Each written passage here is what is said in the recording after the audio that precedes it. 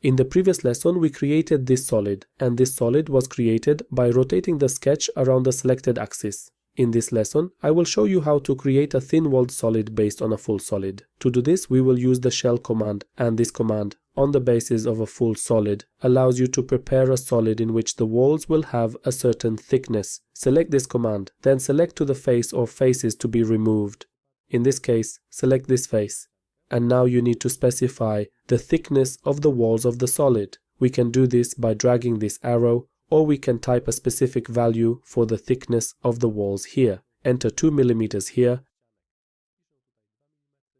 And so we can also enter the wall thickness here. And here we have the direction parameter, and this parameter has 3 options: inside, outside, or both, and the inside parameter creates walls of a specific thickness inside the model. So in this case, the overall dimensions of the model will remain the same.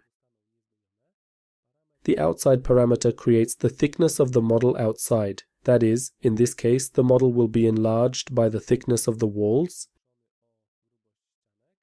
And the both parameter creates the thickness of the walls in both directions. We can specify the wall thickness to be added inside the solid, and we can specify the wall thickness to be added outside the solid.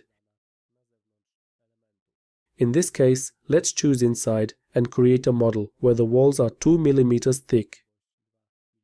Click OK, and with this we have created such a container with a few clicks, and that's all for today. Links to the other lessons of this training are in the description of this video. Thanks for watching, and please subscribe to this channel.